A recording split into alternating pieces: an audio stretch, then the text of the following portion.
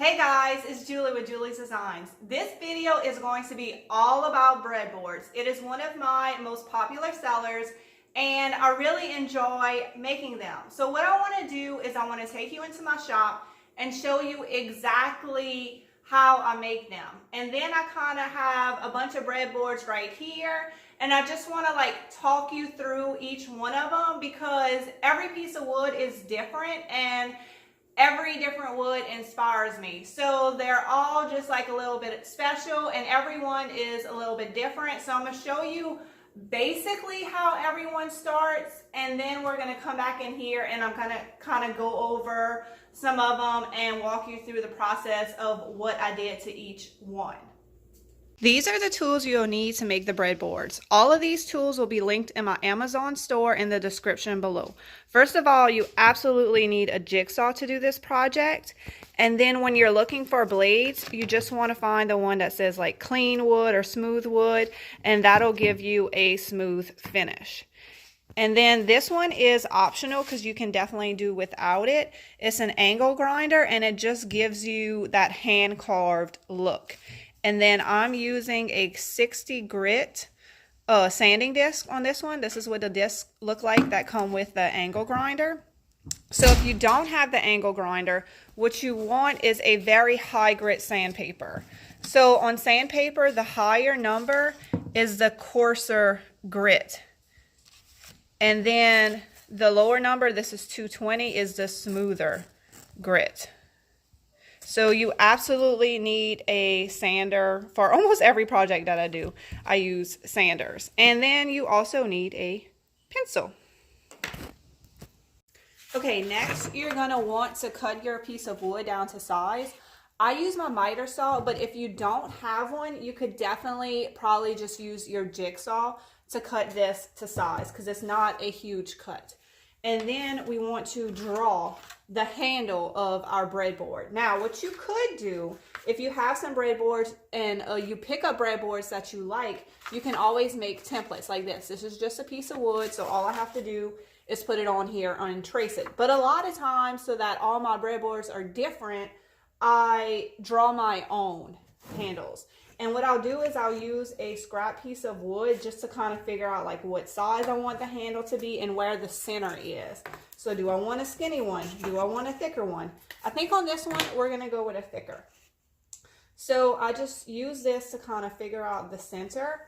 And then I kind of draw a line. Then I'll come back and just kind of freehand something. Can y'all see that?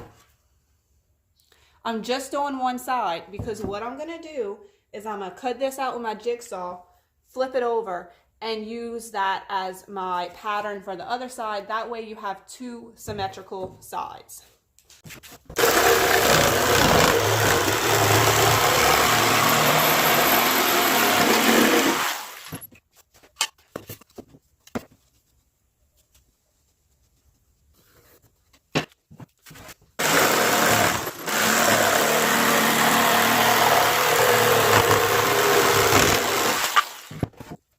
Now for the bottom part, I want a little bit of rounded edge and I'm just going to freehand it with my jigsaw and I'm going to take that piece as a template and draw it on the other side just like I did the top.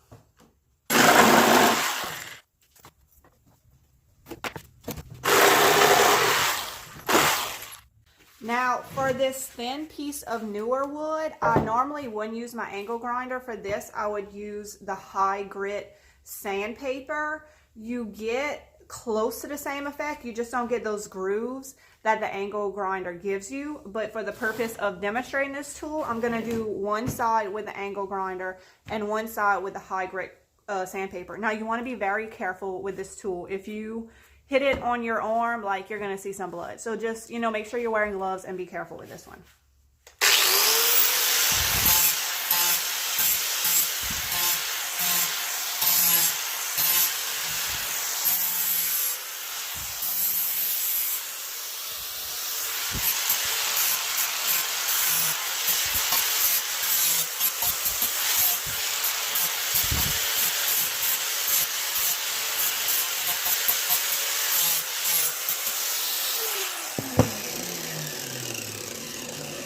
So you can see how it gives you all these hand carved look grooves and stuff, and this is why I love using this on my old wood. So those thick chunky pieces, they look like they're hand carved. And then after this, I would go with a smooth grit sandpaper and just kind of clean it up a little bit. So let's go ahead and do that. So I have my smooth grit sandpaper, and I'm just gonna lightly go over the grooves that I just made with the angle grinder.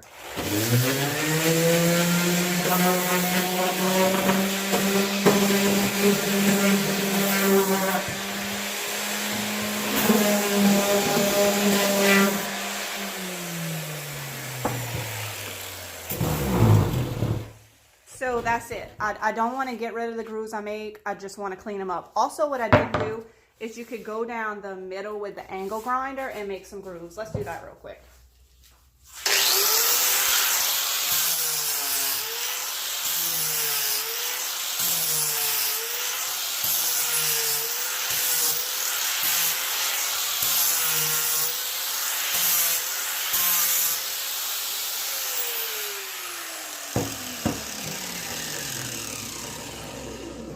Now, it's kind of hard to see all the grooves that it makes. It kind of makes it look like, you ever seen like old saw blades on a piece of wood? That's what it looks like. But you'll see later in the video when I put a stain or a finish on this, you'll really be able to see those grooves. All right, let me change out to my high grit sandpaper and we'll do the other side.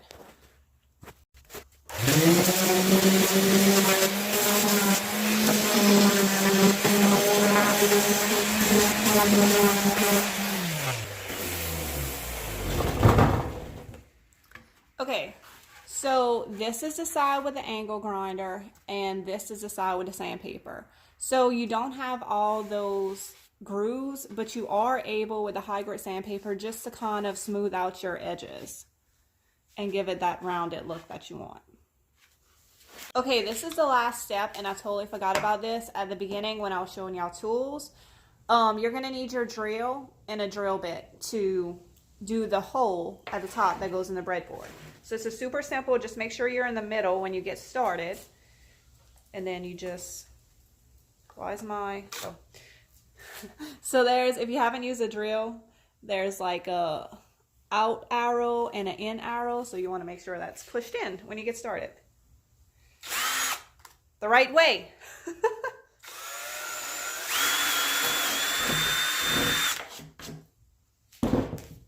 And there we go. This breadboard is done. Now we're gonna go inside and I'm gonna talk y'all through some other breadboards that I made. So first I'm gonna talk about what I put on each board. I'm not like too worried about people using this for food. Assuming most people are using it for home decor. Like that's how I market it, home decor. So I don't actually seal all my pieces because I really want it to have that 100-year-old look. And I feel like sometimes when you put a sealer on it, it just changes the whole piece. So that's just a disclaimer. If you are using it for food, you definitely want to put a sealer on it. I'm marketing mine for home decor. So if you want to use it for food, I do use this a lot. And it does still give it like a pretty look and brings out the wood. It is mineral oil and it is food grade. I buy this on Amazon and I will put the link to it. And then this is another sealer. It is Rust-Oleum stain and polyurethane, early American. If you watch my videos, you know I really like Rust-Oleum products. I just think they're the best. I use them a lot. And then, so like to create a kind of faux matte stain, what I do is I water down paint. You've probably heard me talk about this as well. You can use any kind of paint, but what I have laying around my house is pretty much all chalk paint. So like this gray color is good, and then also this brown color. My favorite is the antiquing wax by Waverly, but y'all, I haven't been able to find it in months and it's driving me crazy. So I don't know what happened during COVID, like why they can't make any antiquing wax, but I cannot find it. So hopefully it'll be back in stock soon. Like for a while, all the chalk paint was out and it's starting to come back. So I'm hoping the antiquing wax comes back soon. I just find it gives it like the most beautiful look. All right, so I'm gonna like show y'all the boards and just talk about it. This is how I like to display my boards, with some twine, and then I have the tag in the back, and then I like to put a little piece of greenery. I like the eucalyptus because I like the way it hangs, but I am currently out of greenery, so I ordered some. I'm waiting for it to come in. So the rest of my pieces don't have the little piece of greenery yet, but I'm gonna be getting some more of it.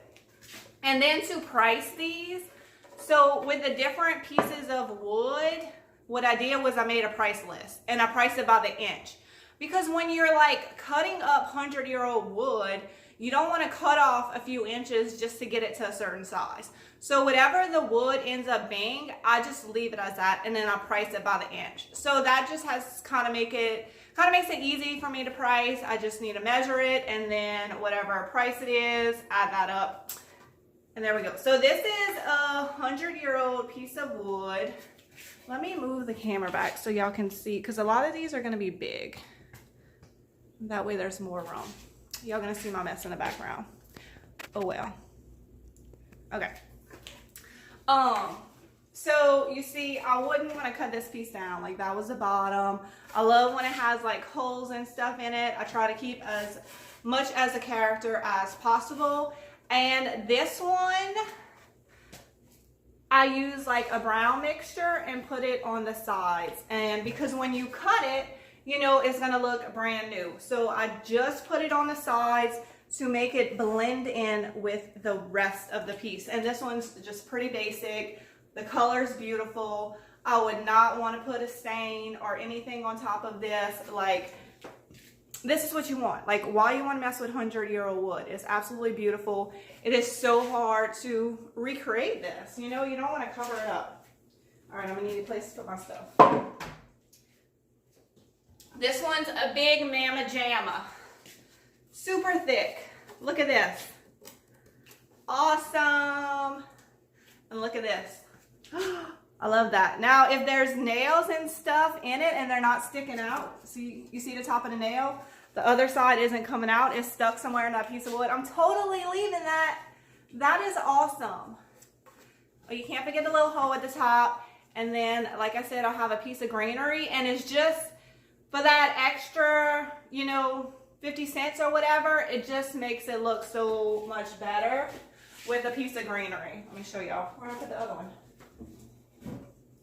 Staging is important. Y'all see that? You need that little piece of greenery. It helps. So I try to maintain the character of the piece. I'm buying this 100-year-old wood. I don't want to paint it. I try to find pieces that already have built-in character and just work with that. Now, most of my breadboards are cypress. That is a very popular wood around here. We have a lot of it, but it's also expensive and it's very desirable. So I just price the pieces with thinking about what I paid for the wood as well. I have a place that I buy new cypress, and then I have a place that I buy old cypress, like these people that tear down houses and they have like all this amazing stuff. So I have like places that I go and pick out my wood, which is awesome, awesome, awesome. This is just a smaller one. Okay, let me show y'all. So this was the bottom of the piece of wood, and I wanted to keep that. I mean, it's all like deteriorating and everything. But to me, that adds so much character. I want to keep that. I mean, you can't recreate this stuff. Looks awesome. I also love this side. And I do finish off, I'll show you on some of the other ones that I actually put stuff on. I do finish off both sides because I don't know what they're going to do with it. So, and sometimes it's hard to decide which side looks better. So just take the time to go ahead and finish both sides. Okay, this is a small one that I put stain on. This is called Pecky Cypress. So what it is like, you can tell this is super old cypress because this is a fungus that did all this. Let me grab this bigger one. Both of these have the same finish. Now what I do like about the stain, so my grinder, like you can really, it brings out all those marks and I love it. It makes it look just like hand done, which it was, I guess. But this, I like the early American stain for the Pecky Cypress because it really, really brings out that pecky. And that's why somebody's going to be buying this, is for this look. They want that Pecky Cypress. Let me show y'all a piece that I just did a wash on. The antique brown wash. So you can see the difference that the early American is just, I'm probably going to use it a lot on this Pecky Cypress because it just really brings it out. This is also gorgeous, but it's a little more muted. And I mean, I'll see how they sell, but I'm feeling like if people are buying Pecky, they want it to look like this. That looks awesome. So another thing I do is anytime I get any kind of rusty something, I keep it. Like any rusty hardware, rusty screws, I keep all that because I never know when I'm going to want to add a little bit of character to my pieces. So this is just a nice thick Mama Jamma, but it had a crack down the middle. Even though like it's not cracked in half, I just wanted to add like somebody would have put a piece of metal and fixed it. So this is from, ooh, this was a good buy. So I bought this 8-foot wooden ladder. I think for $20, okay? It was amazing. It had all kind of paint and rust and all that. I took it apart and sold both sides for $80 each. And then I kept all the hardware. So I've been using the hardware. That was a good buy. So it just adds a little more character to this piece. Look how cool. I love making these. So y'all know what I mean? Like everyone is different and each piece of wood inspires me in a different way. Okay, here's another piece of hardware from that ladder. Oh my God, this one's so heavy. So this one's just like plain, even though the wood's amazing. It's just long and plain. And then I put this piece from the ladder on there. And I think that just makes it look so cool and a little different. And I do make a lot of big ones because it's like, where else can you find that? You know, you can't go to Hobby Lobby and find these huge, thick pieces of breadboard. So if you really want something different to put on your mantle, or if in your kitchen, like if you have tall ceilings and want to put stuff on top of the cabinets, I mean, you're not going to be able to find this stuff anywhere else except for me, and that's what I want. I want my stuff to be totally different and totally unique. So yeah, this is a cool one. So just keep all that extra stuff that you find. A lot of times I don't know what I'm going to do with it when I keep it, but you know, the opportunity will present itself for me to use it. Okay, another thing you can do is take some of the cutoffs and then put them back on. This will look cute with a wreath hanging from it. This one's like really long and skinny. I think this one would look cute with a wreath. And this wood just gives it a little more detail. And I love how this one has holes in it. This is a more of a grayish one, so I'll probably put like a little bit of a gray wash on the new part to blend it in. And it really works. Like, I mean, this looks like part of the piece now. This one's cute. Somebody needs this for their man cave. I love it.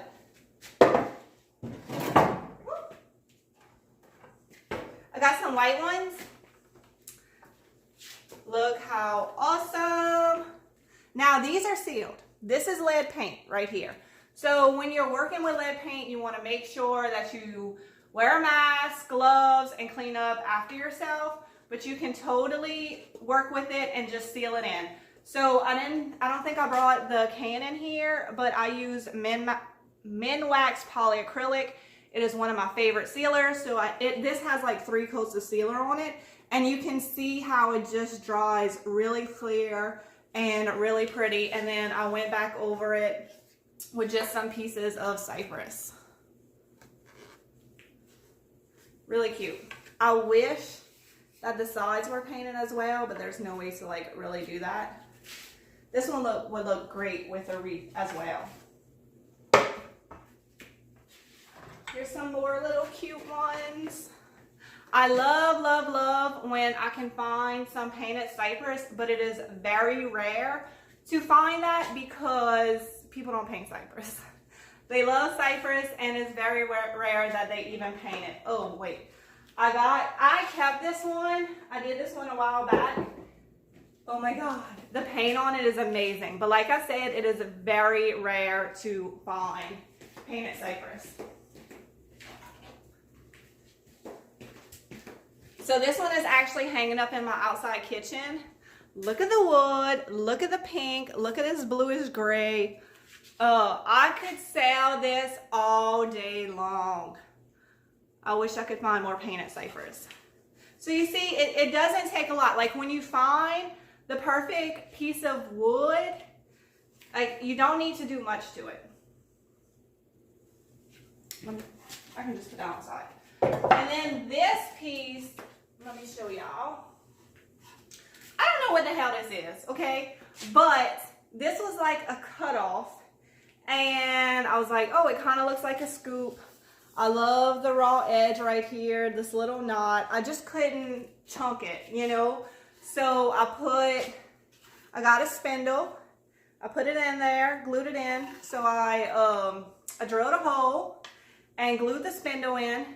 And then just put this piece of metal from that ladder that I was talking about. And I don't know, somebody needs this to hang on their wall, put next to their fireplace. I just love these old primitive looking pieces that look like they come out of a plantation. Like we're here down in the South. I am so inspired by plantations because if you go to our plantation, their style is just still amazing. So to me that says it's classic. Like it's never going to go out of style. So if I can make something that looks like it came out of a plantation, to me that's classic. It's never going to go out of style, and I just love that primitive look. You mix that with some modern, some farmhouse, traditional. It looks awesome. So cute. I feel like I kind of rambled on, but I hope I covered everything. If I didn't, if you have a question, just leave a comment below and I will be more than happy to try and answer your question. Thanks for watching, guys. I hope you found this video informative and have been inspired to go home and create your own breadboards.